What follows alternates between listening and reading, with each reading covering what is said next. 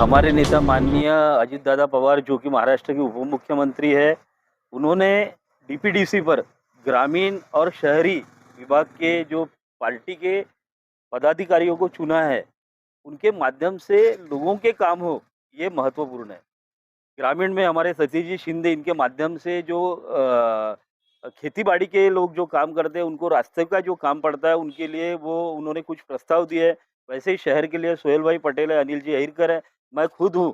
हम लोगों ने कुछ प्रस्ताव डीपीडीसी के माध्यम से माननीय कलेक्टर साहब को दिए हैं, जो अब प्रलंबित है। तो वो काम होना चाहिए, जनता के पैसों से जनता का ही काम हो, ये हमारा हरदम पार्टी का धोरण रहा है और उस माध्यम के तौर पर हमने आज माननीय जिलाधिकारी साहब से आज मीटिंग की। साथ में यहाँ के जो अधिकारी हैं, जिला नियोजन के गायकवाड़ जी, उनसे भी हमने इस बाबत चर्चा की और उन्होंने हमको आश्वस्त किया है कि 1-2 दिनों में जो कुछ भी हो सकता है, ये आचार संहिता लगने से पहले ज़रूर करेंगे, जिससे कि विकास कामों की जल्दी पार्टी के माध्यम से शुरुआत होगी। दिक्कत कहीं नहीं आ रही है, हुआ यूँ कि जब हम लोग सरकार में शामिल हुए, उसके बाद डीपीडीसी जब अनाउंस की गई, हम लोगों को नियुक्ति किया किया गया, तो ये शायद फ़रवरी महीने से काम शुरू हुआ।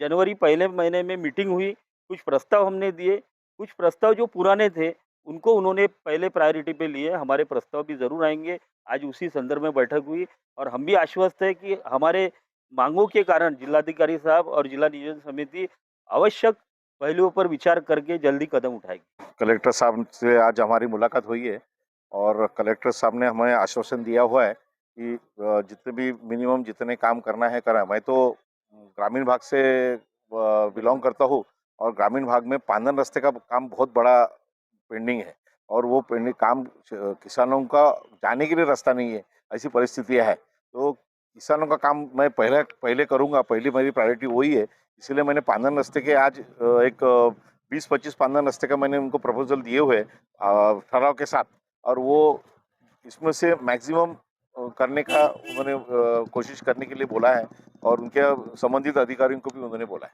वो लेकिन डीपीओ के मार्फत ही होते हैं। महाराष्ट्र शासन का गवर्नमेंट का ये है, जो भी है जिला परिषद से भी होते हैं, लेकिन जिला परिषद लेकिन ये डीपीओ ही भेजता है। कलेक्टर साहब ही इसको रिकमेंड करते हैं, कौन से पांदन रास्ते लेना है, कौन सा लेना है। उसके पूरे ग्राम पंचायत के ठहराव सहित मैंने इनको दिया हुआ है। अभी अधिकारी का ऐसा बोलना है, कलेक्टर साहब का बोलना है कि अभी थोड़ा टाइम हो गया, ये हो गया, लेकिन टाइम का विषय नहीं है। 20-20% का हमारा कोटा है, 20 शिंदे गट है, 20 राष्ट्रवादी है, 60% बीजेपी है। तो जो उनके भी जो भी काम होंगे, वो उनके उसके हिसाब से आपको करना पड़ेगा। आज ये बजट 1495 करोड़ रुपए का बजट है और हमारे नेता माननीय अजित दादा पवार, ये हमारे वित्त मंत्री हैं और ये हमको ही नहीं देंगे, तो और किसको देंगे? हाँ? और हम लोगों को क्या बताएँगे? हम लोग डिस्ट्रिक्ट प्लानिंग कमीशन के सब मेंबर्स हैं, यहाँ हम लोग खड़े हैं। आज कलेक्टर साहब से टाइम लेके उनसे हमारी मुलाकात हुई। हमने यही कहा कि जन सामान्यों के काम करने के लिए ही हमें नियुक्त किया गया है और हमारे जो भी प्रपोजल हमने आपको दिए हुए हैं, ये काफ़ी दिनों से पेंडिंग है। तो ये आचार संहिता लगने के पहले इसको सैंक्शन कर दिया जाए। वैसे भी नागपुर एनसीपी का हमारा एक कोटा है, 3 पार्टी मिलकर सरकार ज़रूर है, तो हमारे भी लोगों के काम होने चाहिए। हमारा ऐसा पुरजोर तरीके से हमारा आह्वान है, क्योंकि हम देख रहे हैं कि इसके अंदर में कई टालमटोल बना हो रहा है, स्पष्ट तौर से। अजीत दादा ने हमें अपॉइंट इसीलिए किया कि यहाँ की जनता के हमारे हाथ से भी कोई काम हो। तो इसके अंदर में कोई कामचुकारपना या कोई गलत चीज़ होती है, तो हमारे पास फिर हमारे लोकशाही तरीके से जो है, वो चीज़ें हम उसके लिए हम तैयार हैं। कलेक्टर साहब ने बोला कि थोड़ा लेट हो गया ये वो, लेकिन 1 जनवरी से भी प्रपोज़ल दिए हुए हैं, लेट का कोई वो बोलने की कोई बात ही नहीं है।